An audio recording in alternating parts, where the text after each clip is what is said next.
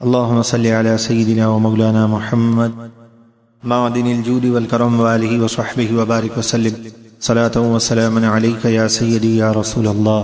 الحمد لله رب العالمين والصلاة والسلام على أشرف الأنبياء والمرسلين. أما بعد فأعوذ بالله من الشيطان الرجيم. بسم الله الرحمن الرحيم.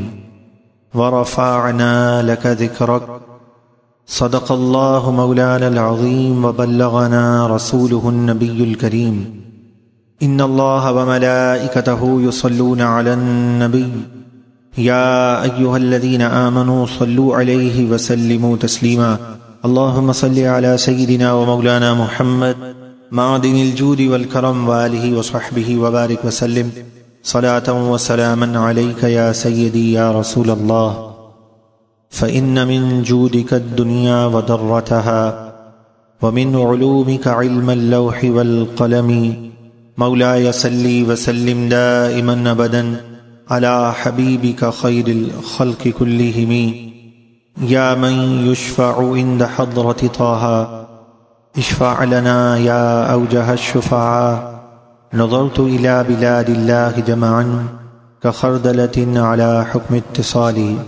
مولاي صل وسلم دائما أبدا على حبيبك خير الخلق كلهم. عقیدت اور محبت سے بآواز بلند درود پاک پڑھ لیں. اللہم صلی علی سیدنا و مولانا محمد معدن الجود والکرم وآلہ وصحبہ وبارک وسلم صلاة وسلاما علیک یا سیدی یا رسول اللہ. اللهم صل على من بكى إليه الجذع وحن لفراقه. اللهم صل على من توسل به طيرات الفلات. اللهم صل على من تشفع إليه الظبي بأفصح الكلام صلى الله تعالى عليه وآله وسلم. بحمد اللہ تعالی. رب العالمین کا فضل ہے، اسی کا احسان ہے اور اسی کی کرم نوازی ہے کہ اس نے زندگی میں ہمیں ایک بار پھر وہ عظمت والی، وہ رفعت اور بلندیوں والی رات عطا فرمائی ہے جو تمام راتوں سے فضیلت رکھتی ہے. اور یہ وہ مبارک لمحات ہیں، یہ وہ عظمتوں کے لمحات ہیں. ان مبارک لمحات میں کوئی سائل خالی نہیں جاتا. اربوں درود و سلام اس مبارک محفل میں ایصال ثواب کیے جائیں گے. رب العالمین کی بارگاہ میں دعا ہے کہ رب العالمین ہم سب کی حاضری اپنی بارگاہ میں شرف مقبولیت عطا فرمائیں اور اپنے محبوبین کے طفیل رب العالمین ہم سب کو وہ پاکیزہ زندگی عطا فرمائیں جو اس نے اپنے پیاروں کو عطا فرمائی. حضور پر نور صلی اللہ تعالی علیہ وآلہ وسلم، آپ کی عظمت، آپ علیہ الصلاۃ والسلام کی رفعت اور محبوب صلی اللہ تعالی علیہ وآلہ وسلم کی بلندیوں کا کیا کہنا ہے کہ رب العالمین اپنے محبوب صلی اللہ تعالی علیہ وآلہ وسلم کا ذکر اور تذکرہ عالم ارواح میں فرما رہا ہے. گروہ انبیاء میں وَإِذْ أَخَذَ اللَّهُ مِيثَاقَ النَّبِيِّينَ لَمَا آتَيْتُكُم مِّن كِتَابٍ وَحِكْمَةٍ ثُمَّ جَاءَكُمْ رَسُولٌ مُصَدِّقٌ لِّمَا مَعَكُمْ. خالق کائنات جل جلالہ عم نوالہ گروہ انبیاء میں محبوب علیہ الصلاۃ والسلام کی آمد کا ذکر اور تذکرہ فرما رہا ہے. اس سے معلوم یہ ہوا کہ حضور علیہ الصلاۃ والسلام کی آمد کا ذکر اور تذکرہ یہ خالق کائنات جل جلالہ عم نوالہ کی سنت ہے، اور اس ذکر کو سننا یہ انبیاء علیہم الصلاۃ والسلام کا طریقہ ہے. محبوب علیہ الصلاۃ والسلام کی شان تو وراء الورا ہے کہ حضور علیہ الصلاۃ والسلام دنیا میں جلوہ فرما ابھی نہیں ہوئے. محبوب علیہ الصلاۃ والسلام دنیا میں تشریف نہیں لائے اور انبیاء علیہم الصلاۃ والسلام ان کے آنے کی خبر دے رہے ہیں اور خوشخبری سنا رہے ہیں. وَمُبَشِّرًا بِرَسُولٍ يَأْتِي مِن بَعْدِ اسْمُهُ أَحْمَدُ. یہ اعلان عیسیٰ ابن مریم کر رہے ہیں آدم علیہ الصلاۃ والسلام اپنے بیٹے کو نصیحت کر رہے ہیں کہ محبوب کریم علیہ الصلاۃ والسلام کے وسیلے سے دعا مانگا کرو۔ حضور علیہ الصلاۃ والسلام کی آمد نہیں ہوئی اور یہ انوار اور تجلیات کس انداز میں پھیلے ہوئے ہیں کہ انسان جو دعا مانگتا ہے، جو التجا کرتا ہے کہ صراط الذین انعمت علیہم، اے پروردگار تیرے پیاروں کے راستے پر چلا دے جن پر تو نے انعام کیا ہے، وہ گروہ انبیاء علیہم الصلاۃ والسلام جو سر فہرست ہے، تو انبیاء علیہم الصلاۃ والسلام محبوب کی آمد کا ذکر اور تذکرہ کر رہے ہیں۔ اب جو حضور علیہ الصلاۃ والسلام کی آمد کا ذکر اور تذکرہ کرنے والا ہے وہ کتنا خوش بخت ہے اور کتنا خوش نصیب ہے کہ اللہ تبارک و تعالی نے اسے کامیابی کی منزل عطا فرما دی ہے۔ حضور پر نور صلی اللہ تعالی علیہ وآلہ وسلم آپ خود ارشاد فرماتے ہیں کہ اللہ تبارک و تعالی نے سب سے پہلے میرے نور کو پیدا فرمایا ہے، اور حضور پر نور صلی اللہ تعالی علیہ وآلہ وسلم کے پردادا سیدنا ہاشم رضی اللہ تعالی عنہ، روایت میں آتا ہے آپ کے چہرے پر اتنی نورانیت تھی اور آپ کی پیشانی سے اس طرح نور جھلکتا تھا کہ جب جانور آپ کو دیکھتے تھے تو آپ کو دیکھ کر سجدہ کیا کرتے تھے۔ سیدنا ہاشم رضی اللہ تعالی عنہ کہ نور کا یہ عالم تھا، اور حضور پر نور علیہ الصلاۃ والسلام کا یہ نور منتقل ہوا اور سیدنا عبداللہ رضی اللہ تعالی عنہ تک یہ پہنچا ہے۔ تو سیدنا عبداللہ رضی اللہ تعالی عنہ حضور علیہ الصلاۃ والسلام کے والد محترم ہیں۔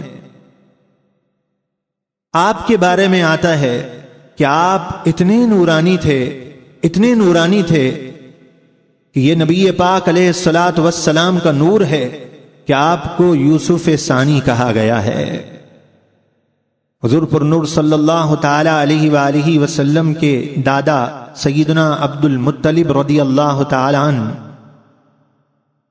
آپ انوار اور تجلیات سے کس طرح لوگوں کو مالا مال کرتے تھے، اور یہ آپ کی دعا کا اثر تھا کہ جب ابراہہ نے چاہا کہ معاذ اللہ بیت اللہ شریف کو شہید کر دے تو آپ نے اس پر گڑ گڑا کر دعا مانگی تھی، اور اس انداز سے دعا مانگی تھی کہ جب آپ دعا سے فارغ ہوئے تو آپ نے اہل مکہ سے کہا تم اپنے مکانات کو خالی کر دو، یہاں سے کہیں اونچے مکانات پر چلے جاؤ، اس لیے کہ اللہ تبارک و تعالی کا عذاب آنے والا ہے۔ تو حضور علیہ الصلاۃ والسلام کے دادا کی دعا مقبول ہوئی، تو محبوب علیہ الصلاۃ والسلام دنیا میں تشریف نہیں لے کر آئے، اور آپ خود ارشاد فرماتے ہیں کہ میں ابراہیم علیہ الصلاۃ والسلام کی دعا ہوں۔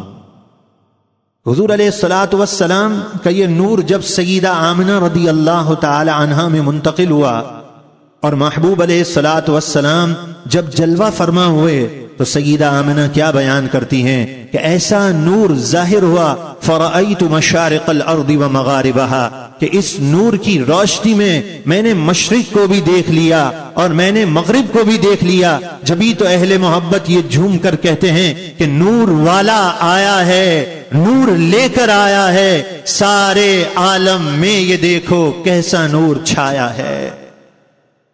حضور پر نور صلی اللہ تعالی علیہ وآلہ وسلم کو اللہ تبارک و تعالی نے فضائل اور کمالات کیسے کیسے عطا کیے، یہاں تک قرآن مجید فرقان حمید نے ارشاد فرما دیا وَرَفَعْنَا لَكَ ذِكْرَكَ، کہ ہم نے آپ کے لیے آپ کے ذکر کو بلند فرما لیا ہے۔ جہاں اللہ تبارک و تعالی کے نام کا ذکر ہوتا ہے وہاں محبوب علیہ الصلاۃ والسلام کے نام کے ڈنکے بجائے جاتے ہیں، اور یہ ذکر حضور علیہ الصلاۃ والسلام کی عظمتوں کے ڈنکے یہ بجتے ہی رہیں گے۔ حضور علیہ الصلاۃ والسلام سے عقیدت اور محبت کی خاطر لوگوں کے دل کھنچتے ہی رہیں گے، یہ سلسلہ کبھی ختم ہونے والا نہیں ہے۔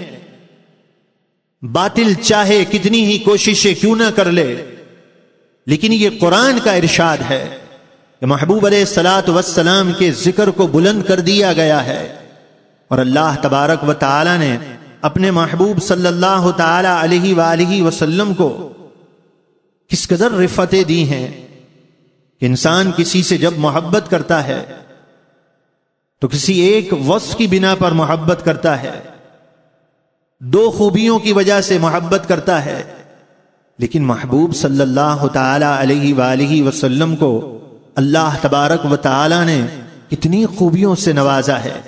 آپ کی خوبیاں، آپ کے معجزات، آپ کے انوار، آپ کے برکات، یہ تو وراء الورا ہیں۔ حضور علیہ الصلوۃ والسلام کی شان تو یہ ہے کہ آپ کے جسم پاک سے جو پسینہ آتا ہے اللہ نے اسے بھی بڑا خوشبودار بنایا ہے۔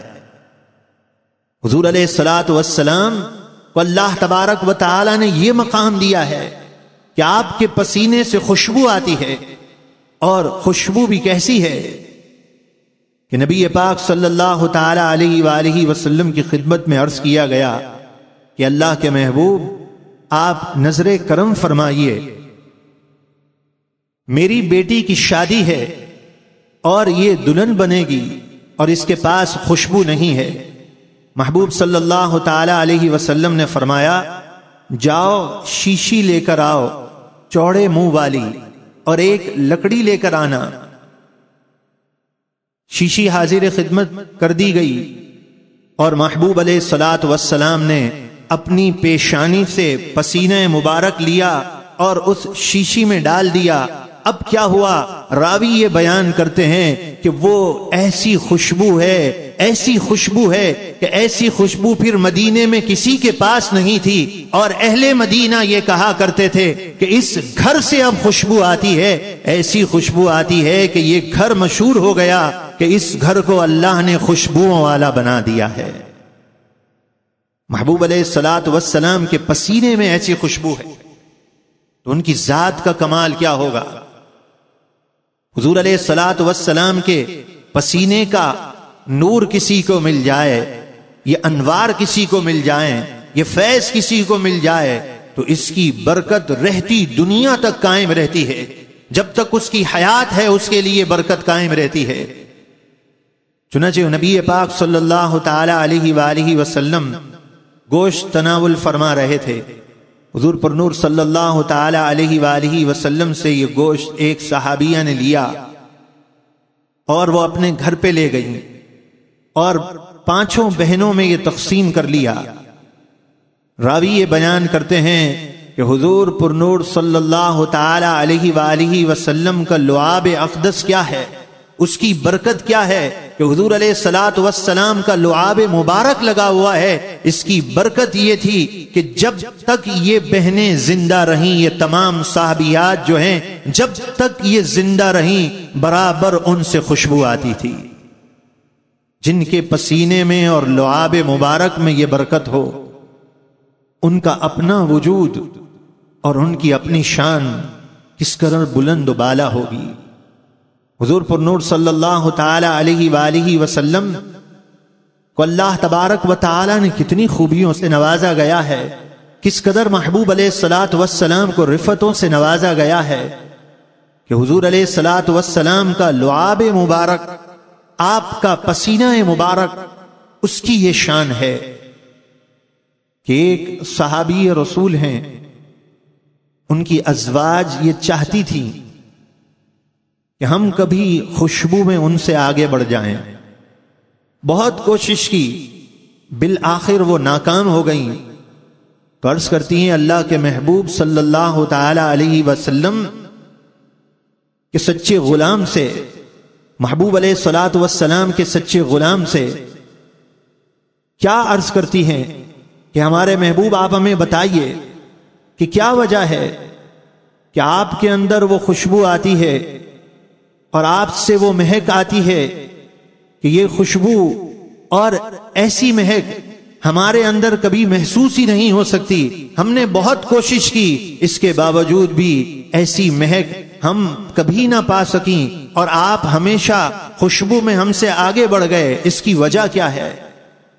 تو ان کے شوہر نے جواب دیا، محبوب علیہ الصلوۃ والسلام کے صحابی یہ جواب دیتے ہیں، بات یہ ہے کہ ایک بار میں بیمار ہو گیا، اور جب میں بیمار ہوا میرے جسم پر دانے نکل آئے، میں نے حضور پر نور صلی اللہ تعالی علیہ وآلہ وسلم سے عرض کیا کہ اللہ کے محبوب آپ نظر کرم فرمائیں۔ محبوب علیہ الصلوۃ والسلام نے فرمایا تم اپنا کرتا اتارو۔ محبوب علیہ الصلوۃ والسلام نے اس کے بعد اپنا لعاب دہن اپنے ہاتھ میں لیا اور جہاں مجھے شکایت تھی وہ پھوڑے تھے وہاں وہ لعاب دہن لگا دیا۔ میرا مرض تو جاتا ہی رہا ہے لیکن وہ دن ہے اور آج کا دن ہے میں کوئی خوشبو استعمال نہیں کرتا ہوں۔ محبوب علیہ الصلوۃ والسلام کے لعاب مبارک کی برکت ہے کہ ہمیشہ مجھ سے خوشبو ہی آتی ہے۔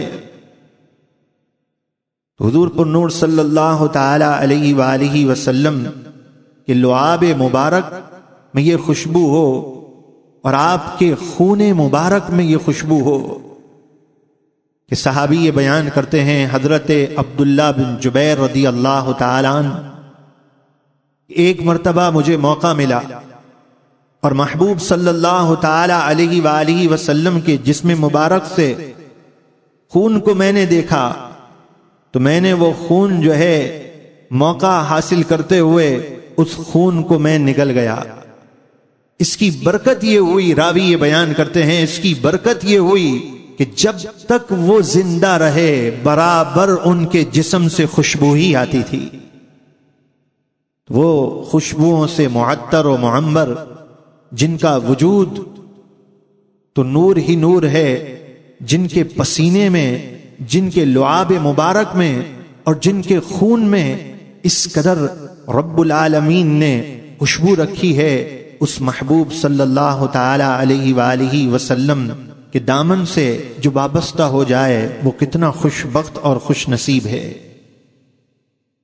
جو حضور علیہ الصلوۃ والسلام سے سچی محبت کرنے میں کامیاب ہو جائے وہ کتنا خوش بخت ہے اور وہ کتنا خوش نصیب ہے کہ محبوب صلی اللہ تعالی علیہ وآلہ وسلم سے محبت کرنے والے صرف انسان ہی نہیں ہیں بلکہ حضور علیہ الصلوۃ والسلام سے محبت کرنے والے، حضور علیہ الصلوۃ والسلام سے عقیدت رکھنے والے انسان ہی نہیں ہیں، بے جان تنا بھی محبت کرتا ہے۔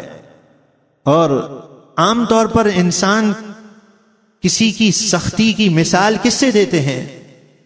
جب کسی کی سختی کی مثال دینی ہو تو انسان یہ کہتے ہیں کہ یہ فلاں پتھر دل ہو گیا ہے، پتھر سے مثال دی جاتی ہے کسی کی سختی سے۔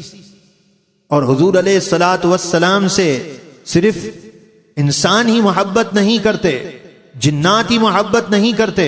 میرے آقا فرماتے ہیں ھذا جبل احد، یہ احد کا پہاڑ ہم سے محبت کرتا ہے اور ہم اس سے محبت کرتے ہیں۔ یہ اپنے اپنے مقدر کی بات ہے کہ محبت کرنے والا پتھر ہے، پہاڑ ہے، وہ بھی محبت کر رہا ہے۔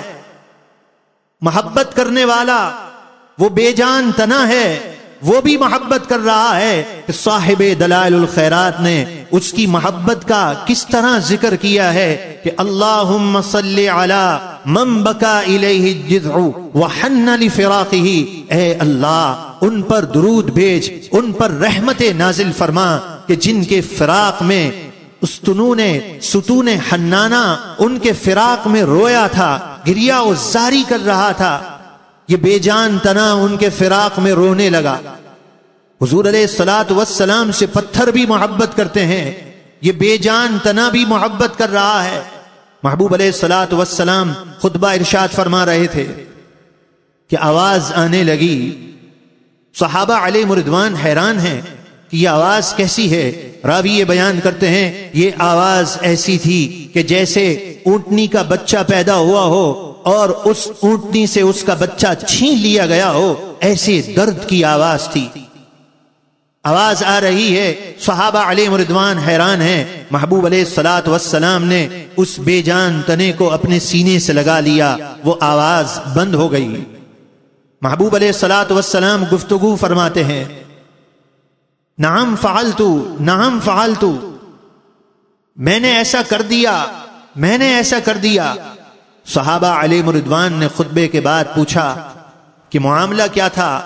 حضور علیہ الصلوۃ والسلام نے بتایا کہ کہ یہ میری محبت میں رو رہا تھا، میں اس سے ٹیک لگا کر خطبہ دیا کرتا تھا، اب منبر تیار ہو گیا ہے تو یہ رو رہا تھا، تو میں نے کہا تو اس بات سے راضی ہو جا، تو رو نہیں، اگر تو چاہتا ہے میں پھر سے تجھے سرسبز و شاداب کر دیتا ہوں، مدینے میں تجھے اگا دیتا ہوں اور تیرے پھل اہل مدینہ کھائیں گے، تو اس چیز سے راضی ہو جا۔ اگر تو اس پر بھی راضی نہیں ہوتا تو اگر تو اس پر راضی ہو جا کہ جب بروز قیامت ہو میں تجھے جنت میں بھیج دوں گا اور اہل جنت تیرے میوے کھائیں گے، تو اس سے راضی ہو جا۔ تو وہ راضی ہو گیا، تو میرے آقا فرماتے ہیں نعم فعلتو، نعم فعلتو، جس چیز کو تو نے پسند کیا تھا میں نے ویسا ہی کر دیا ہے، جس چیز کو تو نے چاہا تھا میں نے ویسا ہی کر دیا ہے۔ تو وہ بے جان تنا جب حضور علیہ الصلوۃ والسلام سے محبت کرتا ہے تو میرے آقا اسے بھی جنت کی بشارت سناتے ہیں۔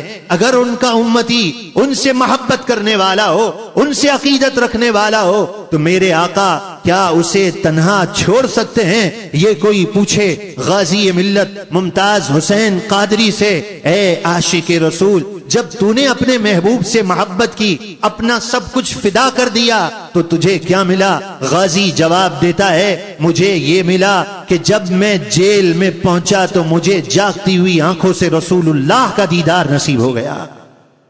حضور علیہ الصلوۃ والسلام سے محبت کرنے والا تنہا نہیں ہوتا، محبت کوئی انسان کر کے تو دیکھے۔ پہاڑ محبت کرتا ہے تو میرے آقا اسے سند دیتے ہیں کہ یہ ہم سے محبت کرتا ہے تو ہم اس سے محبت کرتے ہیں۔ یہ ستون محبت کرتا ہے تو اس کی محبت رائگاں نہیں جاتی، اور یہ امتی اگر حضور علیہ الصلوۃ والسلام سے محبت کرنے والا ہو جائے تو اس کی محبت ضائع چلے جائے گی۔ ہرگز ایسا نہیں ہے۔ آج کی اس مقدس رات میں ہم وہ ذکر اور تذکرہ کرنا نہیں چاہتے کہ شیطان کس طرح اپنے سوالات عام کرتا ہے، محفل میلاد سے کیسے روکتا ہے، شیطان اپنے وسوسے لوگوں کے دلوں میں کیسے ڈالتا ہے۔ آج کی اس مبارک رات میں ہم یہ ذکر کرنا نہیں چاہتے، لیکن اتنا ضرور کہتے ہیں کہ حضور صلی اللہ تعالی علیہ وآلہ وسلم کے ذکر سے روکنے کی جو کوشش کرتا ہے، اسے چاہے بدعت کا نام دیتا ہو، وہ بروز قیامت محبوب صلی اللہ تعالی علیہ وسلم کو کیا منہ دکھائے گا؟ حضور علیہ الصلوۃ والسلام سے محبت کرتے ہوئے اپنے سینے کو محبوب علیہ الصلوۃ والسلام کی یاد کا نگینہ بنا لیجئے، حضور علیہ الصلوۃ والسلام سے عقیدت اور محبت قائم کر لیجئے، اور محبت کس طرح ہو؟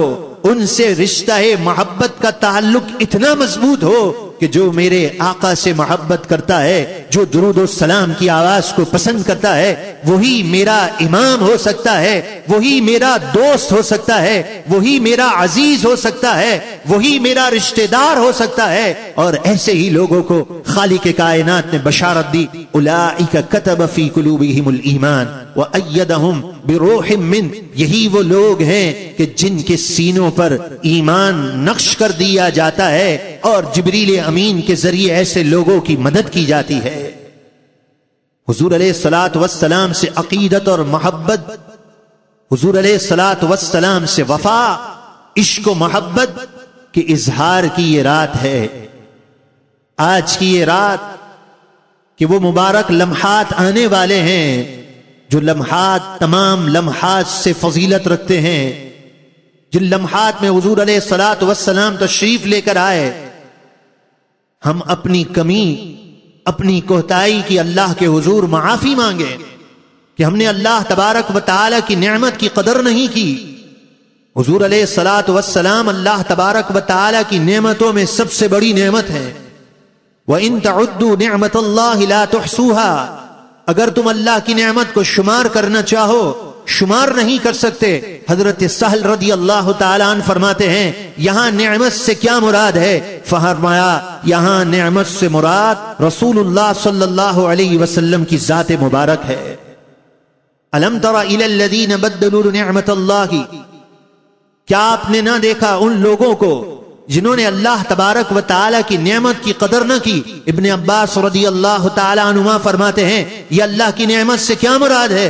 فرمایا اس نعمت سے مراد رسول اللہ صلی اللہ تعالی علیہ وسلم کی ذات ہے۔ اللہ کی نعمتوں میں سب سے بڑی نعمت، اللہ تبارک و تعالی کے انعام میں سے سب سے بڑا انعام حضور علیہ الصلوۃ والسلام کی ذات ہے۔ اور آج حضور علیہ الصلوۃ والسلام کا ذکر اور تذکرہ کرنے کے لیے لوگ دلیل مانگتے ہیں کہ یہ کون سی دلیل سے ثابت ہے؟ تو میرے رب نے اپنی قدرت کا نظارہ دکھایا، لوگوں کو بتایا کہ دیکھو میرے محبوب سے تعلق بڑا گہرا ہے۔ جو میرے محبوب کی عظمت کو نہیں جانتا، جو حضور کے ذکر کرنے پر دلیلیں مانگتا ہے، تو اس کا حال یہ ہوتا ہے کہ جب 15 شعبان المعظم کی مبارک رات آتی ہے جس کا ذکر قرآن نے فرمایا ہے، حامیم والکتاب المبین انا انزلناہ فی لیلۃ مبارکہ، جسے لیلہ مبارکہ کہا ہے، اس عظیم رات میں جب خوش نصیب سورہ یاسین کی تلاوت کر رہے ہوتے ہیں تو نادان لوگ اس دل بھی دلیل طلب کر رہے ہوتے ہیں کہ کون سی دلیل سے ثابت ہے؟ میرا رب اپنی قدرت کے نظارے دکھاتا ہے کہ دیکھو جو میرے محبوب سے منہ موڑتا ہے اور محبوب کے ذکر کو پسند نہیں کرتا، دلیلیں مانگتا ہے، بدعت کہتا ہے، اسے سورہ یاسین شریف پڑھنے کی نعمت سے بھی محروم کر دیا جاتا ہے۔ اللہ تبارک و تعالی اپنی قدرت سے بتا دیتا ہے۔ تو اللہ تبارک و تعالی کی نعمتوں میں سب سے بڑی یہ نعمت ہے۔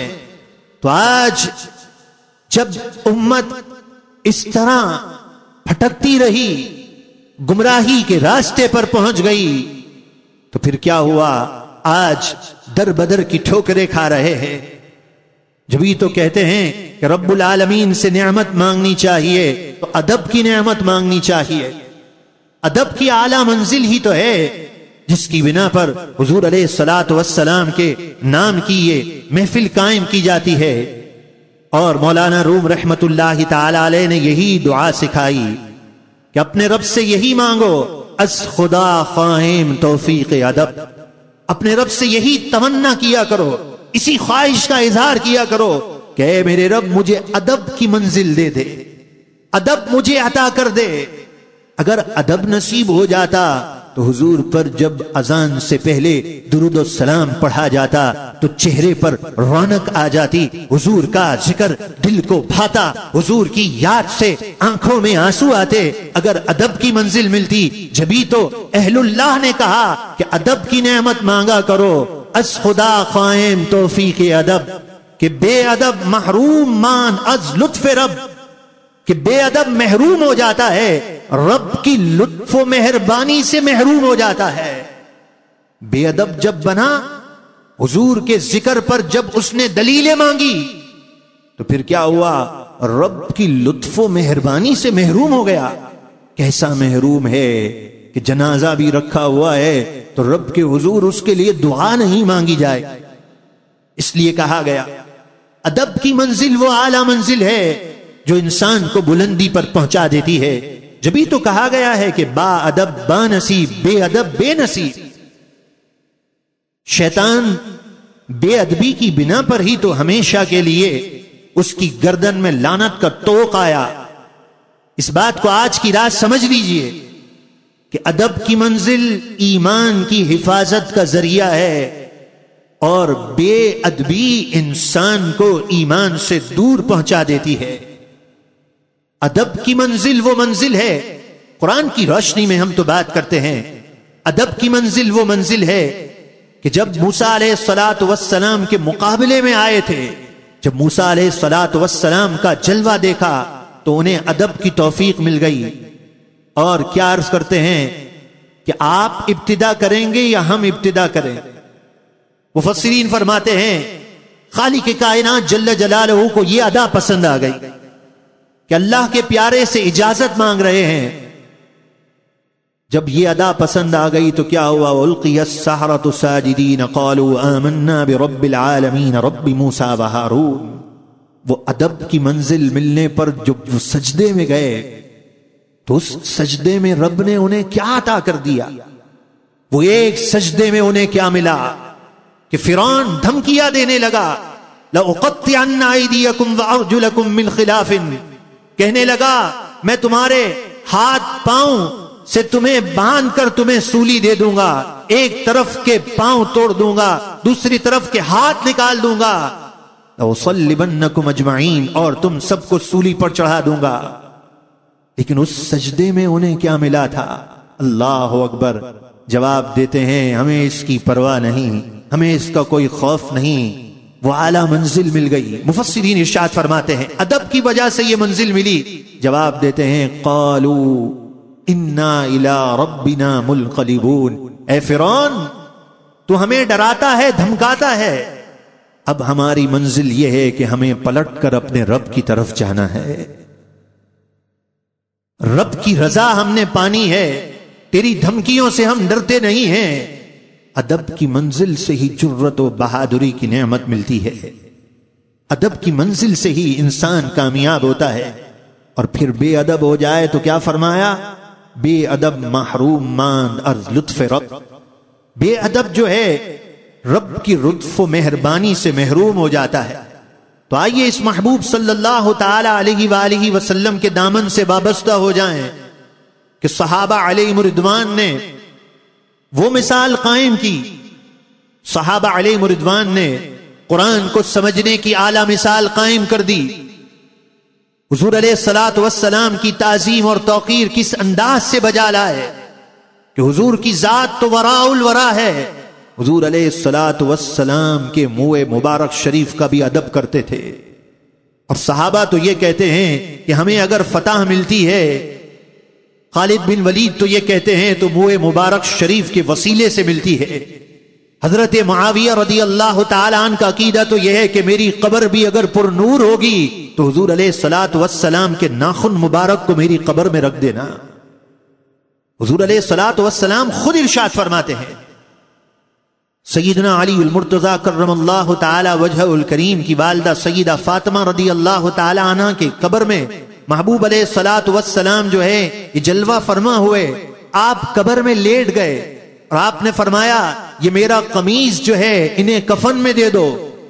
راوی یہ بیان کرتے ہیں محبوب صلی اللہ علیہ وسلم کیا فرماتے ہیں کہ میں نے یہ اپنا قمیص کیوں دیا ہے؟ میرے آقا یہ فرماتے ہیں کہ میں نے اپنا یہ قمیص اس لیے دیا ہے کہ اب میرے قمیص میں انہیں کفن دیا گیا ہے تو اللہ تبارک و تعالی انہیں جنت کا لباس پہنا دے گا، اور میں ان کی قبر میں لیٹا ہوں تو میرے لیٹنے کی وجہ سے اب ان پر عذاب نہیں ہوگا۔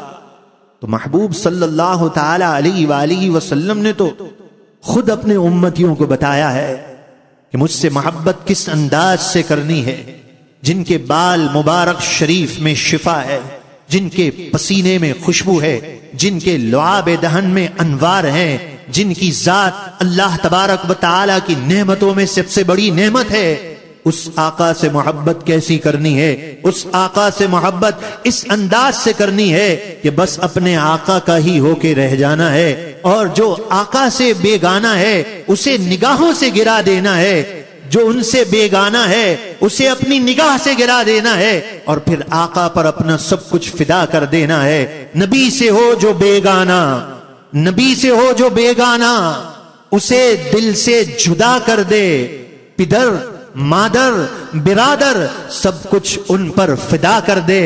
اور ہم سب کا کاش مقصد حیات ہی یہی بن جائے کہ میرا سب کچھ آپ پر قربان یا رسول اللہ، میرا سب کچھ آپ پر قربان یا رسول اللہ، میرا سب کچھ آپ پر قربان یا رسول اللہ۔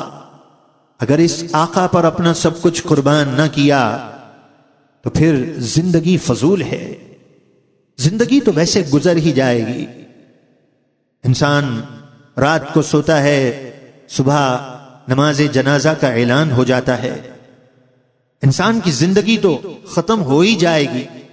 انسان اس دنیا میں ہمیشہ تھوڑی رہے گا۔ قرآن مجید فرقان حمید کو پڑھیے، اللہ تبارک و تعالی کے کلام سے نور حاصل کیجئے تو قرآن تو واضح یہی ارشاد فرماتا ہے، قرآن تو یہی بتاتا ہے۔ کافروں کا یہ عقیدہ ہے، کافر یہ کہتے ہیں کہ مرنے کے بعد ہمیں زندہ نہیں ہونا۔ کافر کہتے ہیں یہ کیسے ہو جائے گا؟ انسان جب مر جائے گا اس کی ہڈیاں ریزہ ریزہ ہو جائیں گی، پھر سے وہ دوبارہ زندہ ہو جائے گا۔ تو کافر نے کہا کہ زندگی ایک ہی بار تو ملی ہے، اس زندگی کو دنیا کے حصول کے لیے استعمال کرو، صبح اور شام دنیا کے لیے کوششیں کرو، اس لیے کہ ایک بار تو زندگی ملی ہے، مرنے کے بعد دوبارہ زندہ ہونا اس کا عقیدہ نہیں ہے۔ اور مومن کا عقیدہ کیا ہے؟ ان اللہ اشترى من المؤمنین انفسهم واموالهم بان لهم الجنہ، بے شک اللہ تبارک و تعالی نے مومنوں سے ان کے جان، ان کے مال جنت کے بدلے خرید کر لیے ہیں۔ مومن کا عقیدہ تو یہ ہے کہ یہ چند روزہ زندگی ہے، آخرت کی زندگی کبھی ختم ہونے والی نہیں ہے، میں اس زندگی میں اس آخرت کی تیاری کے لیے آیا ہوں، اب میری ساری توجہات کا مرکز میری آخرت ہو، میری ساری توانائی آخرت کے لیے صرف ہو، میں اپنے آپ کو آخرت کے لیے پیش کر دوں گا۔ تو جو آخرت طلب کرنے کے لیے اپنے آپ کو پیش کر دیتا ہے تو اللہ اسے دنیا بھی دیتا ہے اور آخرت بھی دیتا ہے۔ آخرت کو مقدم رکھنے کے لیے آئے ہیں، آخرت کی تجارت کرنے کے لیے آئے ہیں۔ ایک شخص دنیا کی تجارت کے لیے نہیں آیا کہ صبح سے شام، شام سے رات، رات کی تنہائیوں میں صبح آنکھ کھلتے ہی صرف دنیا کی فکر ہو، اس کے لیے تیری زندگی نہیں ہے۔ تو بڑا معزز ہے، تیری زندگی ایک امانت ہے، تیری نسبت رسول اللہ صلی اللہ علیہ وسلم کے ساتھ ہے کہ تو ان کا امتی ہے۔ ان کا امتی بننے کی خواہش تو موسیٰ علیہ السلام نے کی ہے، تو ان کا امتی ہے، اور پھر ان کا امتی ہو کر تو ان کے دامن سے وابستہ نہیں ہوتا اور در در کی ٹھوکریں کیوں کھاتا ہے؟ اس محبوب صلی اللہ علیہ وسلم سے اپنا رشتہ محبت اس طرح استوار کر لے، اپنی محبت کا محور اور مرکز حضور علیہ الصلوۃ والسلام کی ذات کو بنا لے، ان کی یاد میں اپنے آپ کو مگن کر کے تو دیکھ۔ ان کی یاد وہ یاد ہے، جب تو ان کی یاد میں اپنے آپ کو محو کر دے گا تو پھر کیا ہوگا؟ پھر تجھے دنیا کا کوئی نقصان پریشان نہیں کرے گا، دنیا کا کوئی نقصان تجھے بے قرار نہیں کرے گا۔ پھر کیا ہوگا؟ دنیا کے ٹینشن تیرے سامنے کوئی حیثیت نہیں رکھتے ہوں گے۔ اس لیے تو میرے امام اہل سنت نے زندگی بسر کرنے کا طریقہ بتایا کہ ٹینشن مت لیا کرو، فکر مت کیا کرو، اپنے محبوب کی یاد میں اپنے آپ کو محو کر لو۔ پھر تو کیا ہوگا؟ میرے امام بتاتے ہیں، سنو پھر کیا ہوگا کہ ان کی یاد میں جب تو اپنے آپ کو محو کر لے گا تو پھر تجھے کیا نعمت ملے گی؟ پھر تیرا ٹینشن بھی ختم ہو جائے گا، تجھے راحت اور سکون نصیب ہو جائے گی، اور ان کی یاد کی بنا پر کہ ان کی یاد کی بنا پر تجھ پر انوار اور تجلیات برسیں گی، کہ ان کی یاد وہ یاد ہے کہ جب ان کی یاد آئے گی کہ ان کے نثار کوئی کیسے ہی رنج میں ہو، ان کے نثار کوئی کیسے ہی رنج میں ہو، جب یاد آ گئے ہیں سب غم بھلا دیے ہیں۔ ان کی یاد میں جب تو اپنے آپ کو معاف کر دے گا پھر تو اپنے اوپر رب کی نعمتوں پر غور کرے گا۔ وہ کہے گا، میرے رب میں اتنا خوش بخت ہوں، میں اتنا خوش نصیب ہوں کہ تو نے مجھے محبوب صلی اللہ علیہ وسلم کے دامن سے وابستہ کر دیا، تو یہ دنیا کی فکریں اور دنیا کی پریشانیاں مجھے بے قرار نہیں کر سکتی، اس لیے کہ میں اتنا بڑا مالدار ہوں، اتنی بڑی نعمت ہے، اتنا بڑا سرمایہ دار ہوں کہ میری نسبت تو دیکھو، میں چاہے کیسے کھوٹا ہی سہی، میں چاہے کیسے گندا ہی سہی، لیکن میری نسبت تو دیکھو کہ میرے محبوب کے ساتھ میری نسبت قائم ہے، میں ان کا امتی ہوں، تو ان کی یاد میں اپنے آپ کو محو کر دے، ان سے اپنی محبت کا رشتہ اس طرح قائم کر لے کہ بس پھر ان کی پسند کو اپنا لے، ان کی پسند کو اپنا کر اپنی زندگی کو مختصر سمجھ اور کہے کہ بس اب میں آخرت کی یاد کے لیے اپنے آپ کو فدا کرنے والا ہوں۔ اور آخر میں آپ سے یہ عرض کرتا ہوں کہ قرآن مجید فرقان حمید پہ اگر ہم نے غور کیا ہوتا اور اللہ کے کلام میں ہم نے نور پایا ہوتا تو آج ہماری زندگی بسر کرنے کا انداز کچھ اور ہوتا۔ آج ہمیں حضور علیہ الصلوۃ والسلام سے جیسی محبت ہونی چاہیے تھی ویسی محبت اگر نہیں ہے تو اس کی وجہ کیا ہے؟ ہم نے قرآن میں غور نہیں کیا۔ قرآن مجید فرقان حمید نے کیا ارشاد فرمایا؟ عزیز علیہ ما عنتم حریص علیکم بالمؤمنین رؤوف الرحیم۔ یہ وہ محبوب ہیں کہ امتی کا مشقت میں پڑنا انہیں گراں گزرتا ہے، بڑے چاہنے والے ہیں۔ بالمؤمنین رؤوف الرحیم، مومنوں پر رؤوف بھی ہیں، مومنوں پر رحیم بھی ہیں۔ یہ لطف و مہربانی کرنے کے ان کے انداز بڑے نرالے ہیں۔ یہ ایک حقیقت ہے کہ تمام انبیاء علیہم الصلاۃ والسلام اپنی امت سے محبت فرماتے ہیں، انبیاء نے تبلیغ بھی فرمائی ہے، لیکن میرے آقا صلی اللہ تعالی علیہ وسلم کا امت سے محبت کرنے کا انداز سب سے نرالا ہے، سب سے ممتاز ہے، سب سے الگ ہے۔ جب یہ انداز اتنا نرالا ہے، جب محبوب صلی اللہ علیہ وسلم اپنی امت سے محبت اتنی کرتے ہیں، تو یہ امتی کہاں در در کی ٹھوکریں کھا رہا ہے، کہاں آکسفورڈ کی تعلیم کے لیے مارا مارا پھر رہا ہے، اور کہاں غیروں کے ہاتھ میں ہاتھ دے کر دشمنان اسلام کی قربت پا رہا ہے، کہاں اپنے آپ کو بے حیائی کے سمندر میں ڈھکیل رہا ہے۔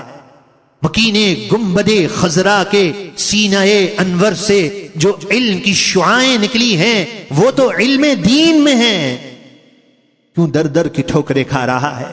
محبوب علیہ الصلوۃ والسلام اپنی امت سے کس طرح پیار فرماتے ہیں، آپ کے پیار کرنے کا انداز کتنا نرالا ہے۔ راوی یہ بیان کرتے ہیں حضور علیہ الصلوۃ والسلام نے فرمایا بروز قیامت ممبر لگا دیے جائیں گے، انبیاء علیہ الصلوۃ والسلام ممبر پر جلوہ فرما ہو جائیں گے، لیکن میرے آقا فرماتے ہیں میں ممبر پر نہیں بیٹھوں گا۔ اے اللہ کے محبوب آپ کیوں نہیں بیٹھیں گے؟ انبیاء تو نور کے ممبر پہ بیٹھ گئے، میرے آقا فرماتے ہیں میں کھڑا رہوں گا، اپنے رب سے التجا کرتا رہوں گا۔ آقا آپ ممبر پہ جلوہ فرما نہیں ہوں گے، آپ کھڑے رہیں گے، التجا کریں گے۔ میرے آقا فرماتے ہیں ہاں ہاں میں اپنی امت کے لیے دعا مانگنے والا ہوں گا، میں کھڑا رہوں گا، اور میں اس ڈر سے ممبر پہ نہیں بیٹھوں گا کہ اگر پہ ممبر پہ بیٹھ گیا اور میں جنت میں روانہ ہو گیا اور کہیں میری امت یہاں پریشان نہ ہوتی رہے تو میں اپنی امت کی پریشانی نہیں دیکھ سکتا، اس لیے میں کھڑا رہوں گا اور میں ممبر پر نہیں بیٹھوں گا۔ حضور علیہ الصلوۃ والسلام رب کے حضور التجا کریں گے، سجدہ ریز ہو جائیں گے، دعا مانگتے ہیں، آنسو بہاتے ہیں، پاؤں میں ورم پڑ جاتے ہیں۔ ایک روایت تو یہ ہے کہ امت کے لیے دعا مانگتے ہوئے ایک رات ایسی بھی آئی کہ قرآن کی ایک آیت پڑھتے رہے اور امتی امتی کی صدا لگاتے رہے، آنسو بہتے رہے۔ راوی بیان کرتے ہیں پوری رات ختم ہو گئی، میرے آقا صلی اللہ تعالی علیہ وسلم امت کے غم میں آنسو بہا رہے ہیں۔ بروز قیامت جہاں انبیاء یہ کہہ رہے ہوں گے اذهبوا الی غیری، آج کسی اور کی طرف چلے جاؤ، میرے آقا اس وقت یہ کہیں گے انا لہا انا لہا، میں صرف اتنا کہنا چاہتا ہوں کہ محشر کے میدان کی مشکل سے بڑی کون سی مشکل ہو سکتی ہے؟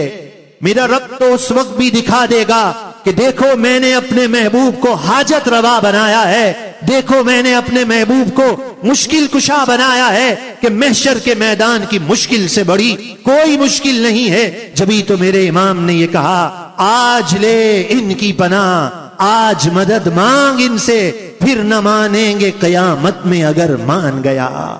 میرے آقا علیہ الصلوۃ والسلام سے محبت کا عہد کر کے آج کی یہ رات ختم ہونے سے پہلے پہلے اپنے باطن کو صاف کرنا ہے، اپنی نیتوں کو اس آقا کریم کے دربار میں پہنچانا ہے کہ اللہ کے محبوب ہم آپ سے دور رہے تو ہم شرمندہ ہیں، اگر ہم پر دنیا کی فکریں طاری رہیں تو ہم شرمندہ ہیں۔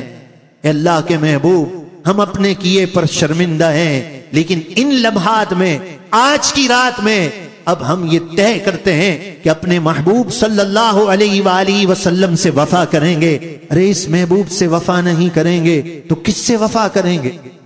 سیدنا ابراہیم رضی اللہ تعالیٰ عنہ کا جب وصال ہوا، نبی پاک علیہ الصلوۃ والسلام کے صاحبزادے ہیں، چشمان کرم سے آنسو بہنے لگے، محبوب علیہ الصلوۃ والسلام غمگین ہو گئے، غم کی یہ کیفیت نہ دیکھی گئی۔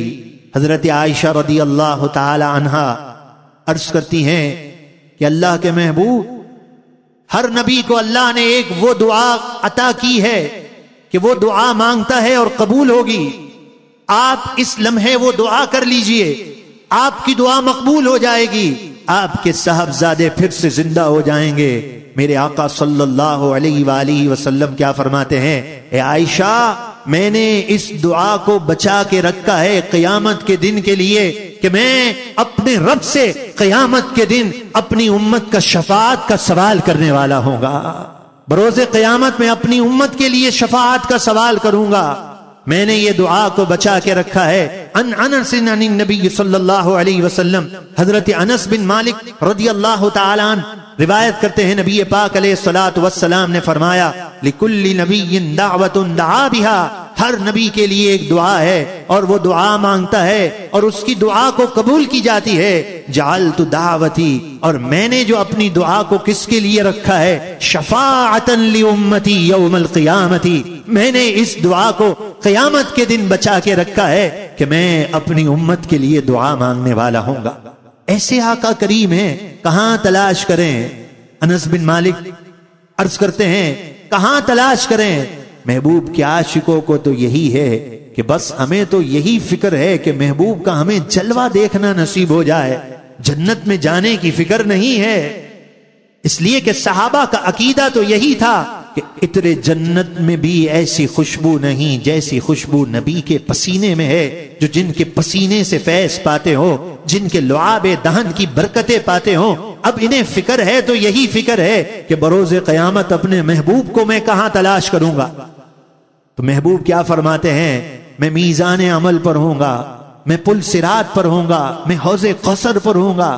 اس کریم آقا، اس محبوب آقا، اس شفیق آقا، اس طیب آقا، اس طاہر آقا، اس مزمل آقا، اس یاسین آقا، بالمؤمنین رؤوف الرحیم، اس رؤوف اور رحیم آقا کو چھوڑ کر کیوں در در کی ٹھوکریں کھا رہے ہیں؟ آئیے ان کے دامن سے وابستہ ہو جائیں۔ ہر شخص جانتا ہے کہ میرے اندر کون کون سے عیب ہیں، میری نگاہ پاک ہے یا نہیں ہے، میرے اندر کون کون سے عیب ہیں، میری اولاد کو میں نے دین کا عالم بنانا ہے یا نہیں بنانا، یا کہیں وہ دنیا کی چمک دیکھ کر جس طرح میں نے تو اپنے آپ کو ضائع کر دیا، کیا میں اپنی اولاد کو بھی حضور علیہ الصلوۃ والسلام کے علم سے، علم دین سے دور رکھوں گا؟ حضور علیہ الصلوۃ والسلام کی پسند کو اپنا لیجئے، بروز قیامت کی شرمندگی سے بھی بچ جائیں گے، دنیا بھی سنور جائے گی، دنیا کی فکروں سے بھی آزاد ہو جائیں گے۔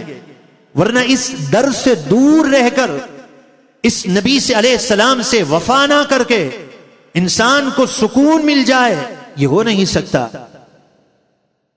حضور علیہ الصلوۃ والسلام اللہ کا ذکر ہیں، حضور علیہ الصلوۃ والسلام سے وفا کے بعد ہی قلب کو سکون ملے گا، یہ بات طے شدہ ہے۔ جعلتک ذکرا من ذکری، فرمایا اے پیارے ہم نے تجھے اپنا ذکر بنا دیا ہے۔ حضور علیہ الصلوۃ والسلام اللہ کا ذکر ہیں، اور اللہ تبارک و تعالیٰ کے ذکر اور اللہ تبارک و تعالیٰ کی نعمت سے وفا کر کے ہی پریشانی میں نجات ہے۔ اس کے بغیر اگر کوئی شخص یہ کہتا ہے کہ محبوب کی اداؤں کو ادا نہ کروں، محبوب کی پسند کو پسند نہ کروں اور مجھے سکون مل جائے، غلط فہمی کا شکار ہے، اپنے آپ کو دھوکہ دے رہا ہے، اپنے آپ کو تباہ کر رہا ہے، اپنے آپ کو برباد کر رہا ہے۔ آئیے قدموں کو بڑھا دیجئے، ہم سب کا گھرانہ آج کی رات کی برکت سے جنتی گھرانہ بن جائے۔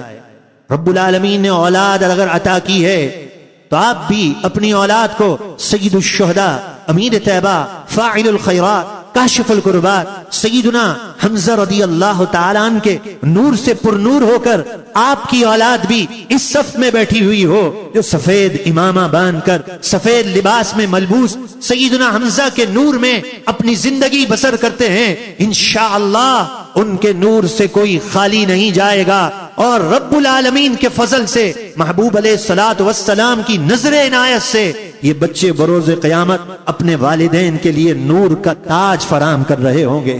تو آئیے آپ بھی اپنی اولاد کو ان انوار اور تجلیات میں داخل کر دیجئے اور اپنے گھرانے کو جنتی گھرانہ بنا لیجئے۔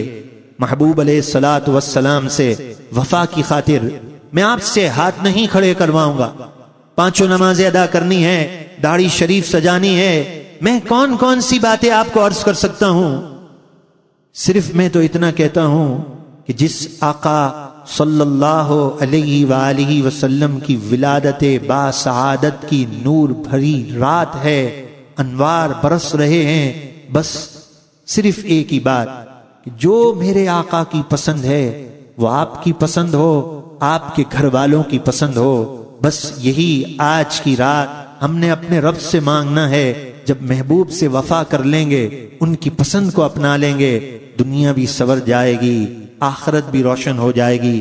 اللہ تبارک و تعالی سے دعا ہے کہ اللہ تبارک و تعالی ہم تمام کا حامی، ناصر اور مددگار ہو۔ رب العالمین آج کی رات کی برکتیں ہم سب کو عطا فرمائے۔